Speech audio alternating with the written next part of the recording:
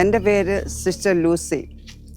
ഞാൻ സത്യസേവ കാറ്റഗിക് sisters of the families എന്ന കോൺഗ്രിഗേഷനിലാണ് എൻ്റെ സഭയുടെ പേര് അറിയപ്പെടുന്നത്.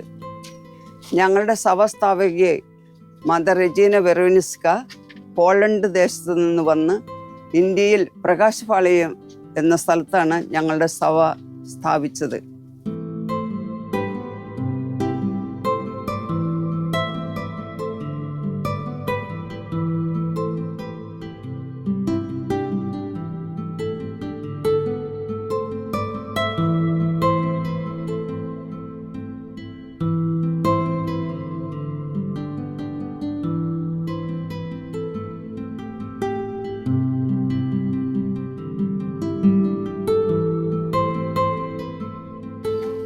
என் பேர் கிறிஸ்டினா.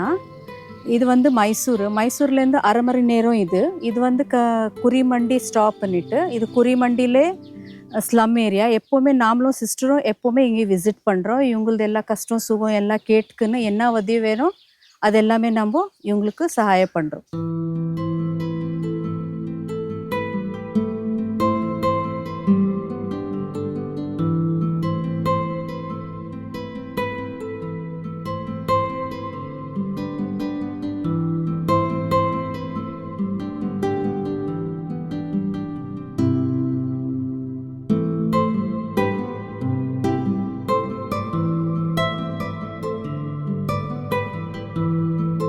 கால் வலி அப்புறம் தான் கால் வலி வேற வேலைக்கு போயிட்டு இருந்தேன்.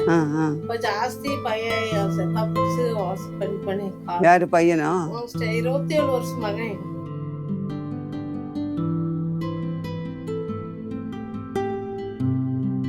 ഇവരുടെ കുടുംബത്തിലുള്ള വിഷമങ്ങളെ പറ്റിയാണ് ഇവരിപ്പം എന്നോട് പറഞ്ഞതല്ല. അതായത് ഇവരുടെ ഭർത്താവ് 27 വർഷം മുമ്പ് മരിച്ചുപോയി. ഇവർക്ക് 3 പെൺപിള്ളേരാണ്. 3 പേരുടെയും കല്യാണം കഴിഞ്ഞു. പക്ഷേ അവരുടെ ഭർത്താക്കന്മാർ ശരിയായിട്ട് അവരെ നോക്കുന്നുമില്ല, കുടിച്ചും അങ്ങനെയെല്ലാം വീട്ടിൽ വഴക്കെല്ലാമായിട്ട് ജീവിക്കുകയാണെന്ന്.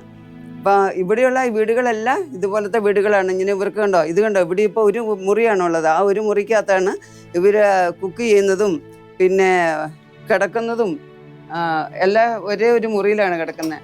പക്ഷെ അവർക്ക് നല്ല ദൈവവിശ്വാസമുണ്ട്. പള്ളിയിൽ പോവുകയും പ്രാർത്ഥന കാര്യങ്ങളൊക്കെ നല്ലപോലെ ചെയ്യുന്നുണ്ട് ഈ അമ്മ. പക്ഷെ മക്കളാരും വീട്ടിലില്ല. അപ്പം ഇവരുടെ പരിതസ്ഥിതികൾ ഇങ്ങനെയൊക്കെയാണ്. അവർക്ക് ആരോഗ്യമില്ല, കാലിന് വേദന, കാലിൽ വീണ് ഒരു പ്രശ്നമായിട്ടുണ്ട്. അതുകൊണ്ട് അവർക്ക് ഒന്നും ജോലി ചെയ്യാനായിട്ട് സാധിക്കുന്നില്ല. അവരുടെ ഭർത്താവും ഇല്ല. അപ്പം നമ്മളൊക്കെ ഇങ്ങനെ സിസ്റ്റേഴ്സൊക്കെ വരുമ്പോൾ അവർക്കൊരു സന്തോഷം. അവരുടെ വർത്താനം പറയുകയും പ്രാർത്ഥിക്കുകയും പിന്നെ പള്ളിയിലൊക്കെ പോകുന്ന അതാണ് അവരുടെ ഒരു സന്തോഷമായിട്ടുള്ളത് അവരുടെ ജീവിതത്തിൽ. അല്ലാതെ മക്കളാരും നോക്കാനും ഇല്ല, വരാനും ഇല്ല. വന്നാലും മക്കളതിൽ ശരിയായിട്ട് ശ്രദ്ധിക്കുന്നില്ല. പിന്നെ ഈ ചേച്ചിയാണ് അവർക്കൊരു സഹായം തുണയായിട്ട് അവരുടെ കൂടെ നിൽക്കുന്നത്. ആ ചേച്ചിയാണ് അവർക്ക് എപ്പോഴും എന്തെങ്കിലും വേണ്ട സാധനങ്ങളൊക്കെ എത്തിച്ചു കൊടുക്കുകയും അങ്ങനെയുള്ള ഉപകാരങ്ങൾ ചെയ്തുകൊണ്ടിരിക്കുന്നത് ആ ചേച്ചിയാണ്. പിന്നെ നമ്മൾ സിസ്റ്റേഴ്സ് ഞങ്ങൾ വന്നാലും ഞങ്ങളുടെ കയ്യിൽ നിന്ന് ഞങ്ങളൊന്നും കൊടുക്കാറില്ല. അതുകൊണ്ട് എന്നാലും അവർക്ക് കൊടുക്കുന്നതിനേക്കാളും കൂടുതലായിട്ട് അവർക്ക് ആ ദൈവസ്നേഹം പങ്കുവയ്ക്കുന്നതും പിന്നെ പ്രാർത്ഥനകൾ നടത്തുന്നതും അങ്ങനെയുള്ള കാര്യങ്ങളിലാണ് അവർക്ക് കൂടുതൽ ഒരു സന്തോഷം അവരുടെ ജീവിതത്തിൽ.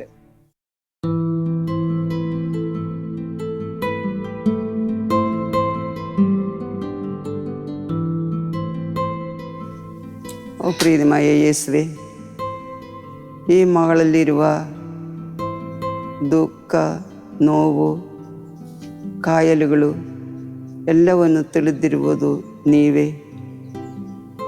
ನಿಮ್ಮ ಆಶೀರ್ವಾದದಿಂದ ಈ ಮಗಳಿಗೆ ಪೂರ್ಣವಾದ ಸೌಖ್ಯವನ್ನು ನೀಡಲು ನಿಮ್ಮಿಂದ ಸಾಧ್ಯವಾಗುತ್ತವೆ. ಏಕೆಂದರೆ ನೀವು ಅನೇಕ ಮಕ್ಕಳನ್ನು ಸ್ಪರ್ಶಿಸಿ ಅವರಿಗೆ ಬೇಕಾಗಿರುವ ಆರೋಗ್ಯವನ್ನು ದಯಪಾಲಿಸಿರಿ ತಂದೆಯೇ. ಸರಿ ಅಮ್ಮ, ಸರಿ പോയിട്ട് വരേ. ಸರಿ പോയിട്ട് ഓക്കെ, പോയിട്ട് വരാം.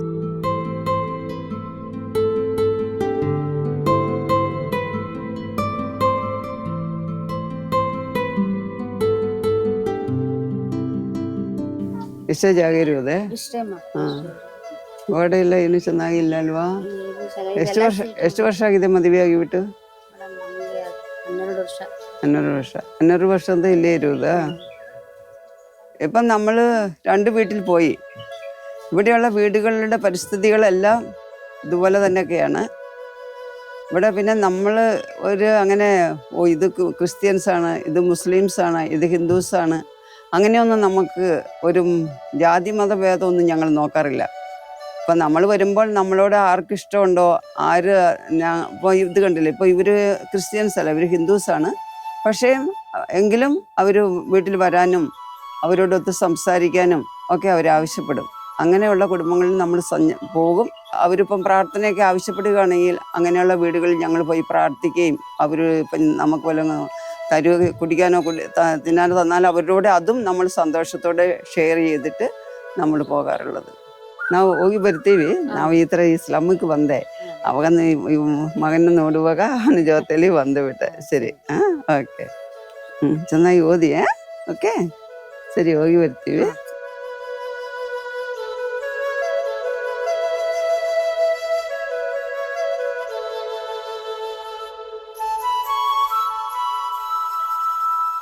ನೀನು ಎಷ್ಟನೇ ಕ್ಲಾಸ್? 10th. ಎಲ್ಲಿ, ಯಾವ ಸ್ಕೂಲು? ಏನೇ ಅದೆಲ್ಲಿ ಹೆಸರೇ?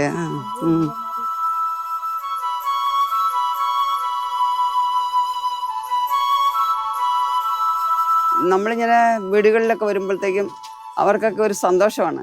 പിന്നെ പിള്ളേർക്കാണെങ്കിൽ ഭയങ്കര സന്തോഷമാണ്. കാരണം പിള്ളേർക്ക് ഞങ്ങൾ അടുത്ത വീട്, ഞങ്ങൾ മഠത്തിൻ്റെ ഒക്കെ അടുത്താണെങ്കിൽ ഞങ്ങൾ ഇപ്പം ഇങ്ങനെയുള്ള പിള്ളേർക്ക് ഈവനിങ് സ്കൂളുകൾ നടത്തുകയും പിന്നെ അവർക്ക് വൈകിട്ടുള്ള ഒരു നേരത്തെ ഫുഡൊക്കെ ഞങ്ങൾ അവർക്ക് ചെയ്ത് കൊടുക്കാറുണ്ട്. ഇതിപ്പം ഇച്ചിരി ദൂരമായതുകൊണ്ട് അങ്ങനെയുള്ള സാഹചര്യങ്ങൾ ഞങ്ങൾക്ക് ചെയ്യാനായിട്ട് സാധിക്കുന്നില്ല. അല്ലെങ്കിൽ ഞങ്ങളുടെ ഒരു പ്രവർത്തനമാണ് അത്, ഈവനിങ് സ്കൂൾ നടത്തുക, പിന്നെ പിള്ളേർക്ക് കുറച്ച് ആഹാരങ്ങളൊക്കെ ചെയ്ത് കൊടുക്കുക, പഠിക്കാൻ ബുദ്ധിമുട്ടുള്ള പിള്ളേരെ അവർക്ക് കുറച്ച് പഠിക്കാനായിട്ട് കുറച്ച് ട്യൂഷനുകൾ, പിന്നെ സ്കൂളിൽ പോകാതെ സ്കൂളിൽ നിന്ന് പുറത്താക്കിയിരിക്കുന്ന പിള്ളേർ, വേറെ ജോലിക്ക് പോകുന്ന പിള്ളേർക്കായിട്ട് ഞങ്ങൾ ഈവനിങ് സ്കൂളുകൾ നടത്തുക. അങ്ങനെയുള്ളതൊക്കെയാണ് ഞങ്ങളുടെ സഭയുടെ പ്രധാനമായ ലക്ഷ്യങ്ങൾ.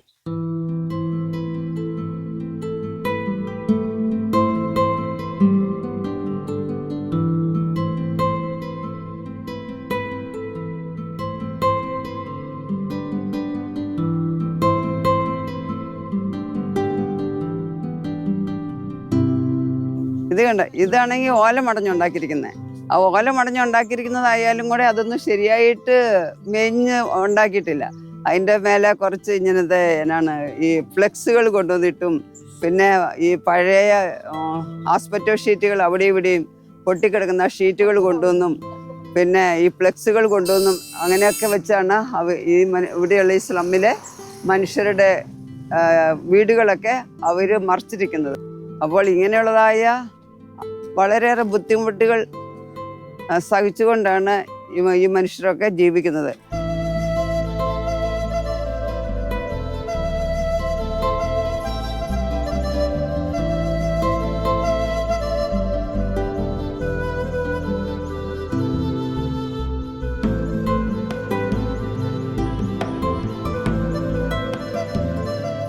ഇത് കണ്ട, ഇത് ഒരു കരയാണ്. ഈ കരയുടെ ചുറ്റുമാണ് ഈ വീടുകളൊക്കെ ഉള്ളത്. അപ്പോൾ ഇവർക്ക് ഒരു ശരിയായ ശുദ്ധവായു ലഭിക്കുകയോ ഒരു ശുദ്ധജലം കിട്ടുകയോ ഒന്നുമില്ല. ഇപ്പോൾ അവർ ബോറ് കുത്തിയാൽ പോലും അതിൽ പോലും ഈ വെള്ളമായിരിക്കും ഫസ്റ്റ് ചെന്ന് ചേരുന്നത്. അതുകൊണ്ട് അവർക്ക് കുടിക്കുവാനും അവരുടെ ഉപയോഗത്തിനും വേണ്ട നല്ലൊരു വെള്ളം പോലും ലഭിക്കുന്ന സൗകര്യങ്ങൾ ഈ ഏരിയയിലുള്ള മക്കൾക്കില്ല. പിന്നെ അവർക്ക് താമസിക്കാനുള്ള വേറെ മാർഗങ്ങളില്ലാത്തത് കൊണ്ട് വളരെയധികം കഷ്ടപ്പെട്ടാണ് ഇവിടുത്തെ മനുഷ്യർ ജീവിക്കുന്നത്. എന്നാലും കൂടെ ഈ പാവപ്പെട്ട മനുഷ്യർ ഒരിടത്തും പോകാതെ അവിടെ തന്നെ താമസിച്ചുകൊണ്ട് ദൈവത്തിൽ വിശ്വാസം ഉറപ്പിച്ചുകൊണ്ട് യാതൊരുവിധ അസുഖങ്ങളും കാര്യമായിട്ടില്ലാതെ അവരങ്ങനെ ജീവിച്ചു പോവുകയാണ്. അവരിലുള്ള വിശ്വാസമാണ് അവരെ രക്ഷിക്കുന്നത്. ഇത് ഇവിടുത്തെ ഈ ഏരിയ എന്നുള്ള വരുന്ന വെള്ളമല്ല, അവിടെ വന്യമണ്ഡപം തുടങ്ങി മറ്റ് ടൗണുകളിൽ നിന്നൊക്കെ വരുന്ന മാലിന്യവെള്ളങ്ങളെല്ലാം വന്ന് അടിഞ്ചേർന്ന് ഇത് കാവേരിയിലേക്ക് പോവുകയാണ്.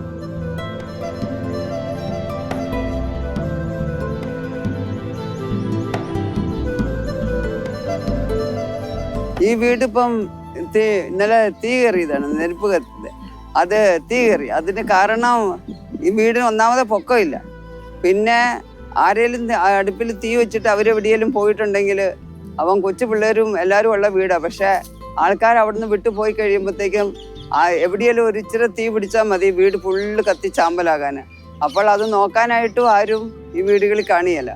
അത് അതിൻ്റെ കാരണം എല്ലാം ഷീറ്റാണ്. ഷീറ്റും വെറുതെ ഓലയും പിന്നെ ഈ ഫ്ലെക്സും അങ്ങനെയുള്ള സാധനങ്ങളെല്ലാം വെച്ചാണ് വീട് കവർ ചെയ്തിരിക്കുന്നത്. അതുകൊണ്ട് എവിടെയെങ്കിലും ഒരിച്ചിരി തീ കത്തിയാൽ മതി ഫുള്ള് ഹൗസും കത്തിപ്പോകുന്നത്. അങ്ങനെ ആയിരിക്കുകയാണ് ഇപ്പോൾ ഈ ഹൗസ്. അവരുടെ എല്ലാ അതിൻ്റെ അടുത്തുള്ള വീടുകളെല്ലാം എന്താ ദൈവത്തിൻ്റെ പ്രത്യേക കൃപയാൽ മറ്റുള്ള വീട്ടുകാർക്കൊന്നും സംഭവിക്കാതെ, അത് ഏതായാലും ആൾക്കാർക്കും ഒന്നും സംഭവിക്കാതെ എല്ലാവരും രക്ഷപ്പെട്ടു. അത് ദൈവത്തിൻ്റെ ഒരു പ്രത്യേക അനുഗ്രഹമാണ് ഇവരുടെ ഇടയിലുള്ളത്.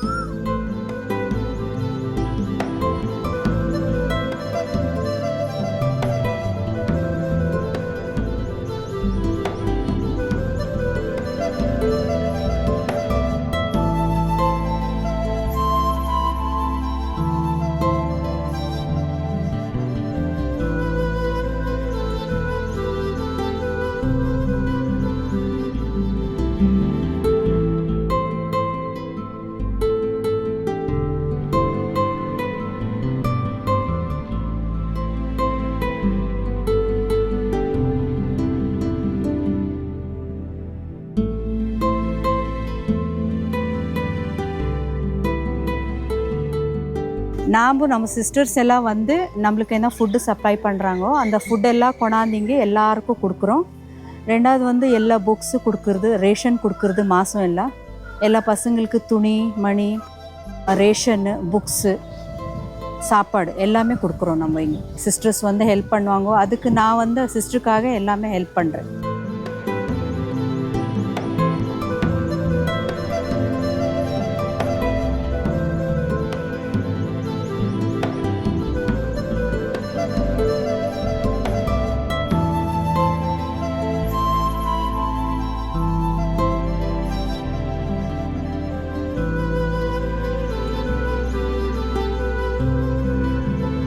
ഇവർ ഓരോ വീടുകളിൽ ജോലിക്ക് പോകും. അപ്പോൾ വീടുകളിൽ ജോലി കഴിഞ്ഞ് കഴിയുമ്പോൾ അവർക്ക് ഇങ്ങനെ ഉള്ള പെയിന്റ് പാത്രങ്ങളും പെയിന്റ് ടപ്പുകളും പിന്നെ അവരുടെ വീട്ടിലുള്ള ഓരോ ഐറ്റംസും അവർ പെറുക്കി കൊടുക്കും, അവർക്ക് വേണ്ടാത്തത്. അപ്പോൾ അത് അവർ കൊണ്ടുവന്നിട്ട് അവർ ഈ ഗുജിലികളിൽ കൊണ്ടുപോയി വിൽക്കും. ഗുജിലികളിൽ കൊണ്ടുപോയി വിറ്റാൽ അവർക്കൊരു 10-50 രൂപ കിട്ടുമായിരിക്കും. അത് അവർക്കൊരു വലിയൊരു സന്തോഷം. അതുകൊണ്ട് അവർ കൊണ്ടുവന്നിട്ട് ഇപ്പം ഇത് വിൽക്കാൻ വേണ്ടിയിട്ട് ഈ കൊച്ച് പെറുക്കൊണ്ട് വന്നിരിക്കുന്നതാണ് ഒരു വീട്ടിൽ നിന്ന്. എത്രാമത് പഠിക്കുന്നേ? 6th. എന്ത് സ്കൂളില്? ഇംഗ്ലീഷ് മീഡിയം കന്നഡ മീഡിയമാ? ഓ, ഇംഗ്ലീഷ് മീഡിയാ. അപ്പൊ ഫീസ് കെട്ട വേണ്ടിയാ? അമ്മ കഷ്ടപ്പെട്ട് കെട്ടതാ? ഓ, നീ സന്തോഷത്തിൽ പോകുത്. അവരോ നല്ല പഠിക്കുതാ? ഇതാ വീട് പാറ്. ഇവളെ കഷ്ടപ്പെട്ടിട്ട് അമ്മ ഇംഗ്ലീഷ് മീഡിയത്തിൽ പഠിപ്പ വയ്ക്കുന്നേ.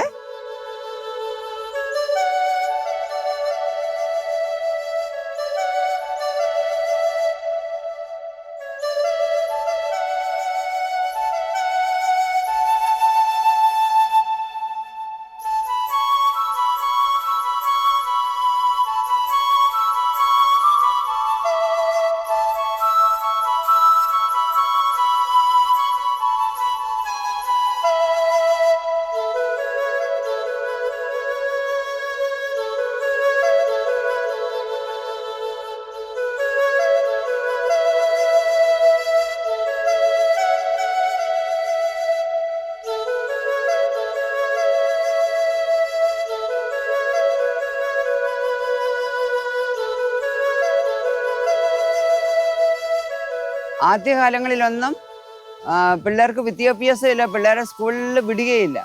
പ്രത്യേകിച്ചും പെൺപിള്ളേരെ സ്കൂളിൽ വിട്ടാൽ അവർക്ക് എന്തോ ഒരു വലിയ ഒരു നഷ്ടം പോലെയായിരുന്നു അന്നത്തെ കാലത്തിൽ. അപ്പോൾ ഇന്നിപ്പോൾ അങ്ങനെയുള്ളതായ പല വ്യത്യാസങ്ങളും വന്നിട്ടുണ്ട്.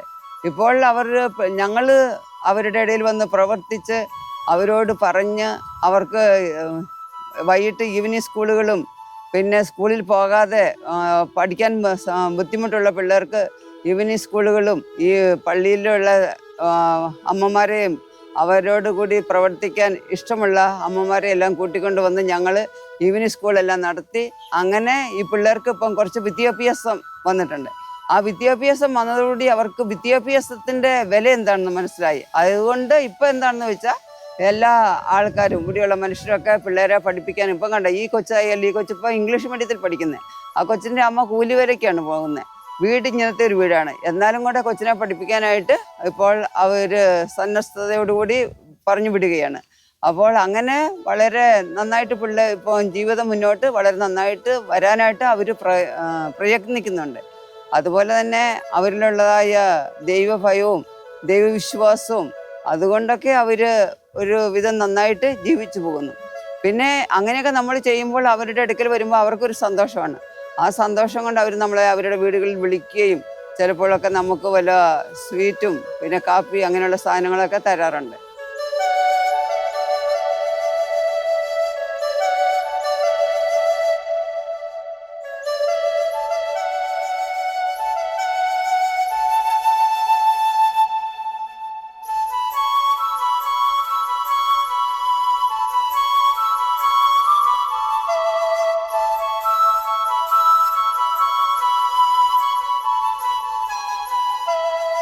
ഇപ്പം ഞാൻ സിസ്റ്ററായിട്ട് 40 വർഷത്തിൽ മേലെയായി. എങ്കിലും എൻ്റെ കൂടുതൽ ജീവിതം വില്ലേജുകളിലായിരുന്നു. ആ വില്ലേജുകളിൽ താമസിച്ചുകൊണ്ടിരുന്നപ്പോൾ എനിക്ക് വൈകിട്ട് സമയങ്ങളിൽ വീടുകളിൽ പോകാനും പ്രാർത്ഥിക്കുവാനും പിന്നെ അവരോടൊത്ത് അവരുടെ വിഷമങ്ങളും ബുദ്ധിമുട്ടുകളും എല്ലാം ഷെയർ ചെയ്യാനും എല്ലാം നല്ല അവസരമായിരുന്നു. അന്നൊരു പ്രത്യേക സന്തോഷമായിരുന്നു. കാരണം ഈശോയോടൊത്ത് ഈശോയുടെ മക്കളോടൊത്ത് പ്രവർത്തിക്കുവാനും അവർക്ക് ദൈവവചനം പറഞ്ഞു കൊടുക്കുവാനും സുവിശേഷ പ്രഘോഷണം നടത്തുവാനും അവരെ പ്രാർത്ഥന ജീവിതത്തിലേക്ക് നയിക്കുവാനും എല്ലാം ഒരു സമയമുണ്ടായിരുന്നു. എന്നാൽ ഇപ്പോൾ കുറച്ച് ഈ നേഴ്സിംഗ് കോളേജിലേക്ക് വന്നതോടുകൂടി അതെങ്ങനെയുള്ള കാര്യങ്ങളിൽ കുറച്ച് വീഴ്ചകളാണ്. വീടുകളിൽ പോകാനും വീടുകളിൽ പോയി അവിടെയുള്ള മനുഷ്യരോട് ഒരുമിച്ച് പ്രാർത്ഥിക്കുവാനും അവരുടെ ദുഃഖങ്ങളും പ്രയാസങ്ങളും മനസ്സിലാക്കാനും ഒക്കെ ഇപ്പോൾ കുറച്ച് സമയം കുറവാണ്. എന്നാലും ഇനിയും ഈശോ മുന്നോട്ടുള്ള ജീവിതത്തിൽ അങ്ങനെയുള്ളതായ ഒരു അവസരം ഉണ്ടാക്കി തരുമെന്ന് പ്രതീക്ഷിക്കുന്നു. അതിനുവേണ്ടി നിങ്ങളൊക്കെ പ്രാർത്ഥിക്കുക. ദൈവം നിങ്ങളെല്ലാവരെയും അനുഗ്രഹിക്കട്ടെ.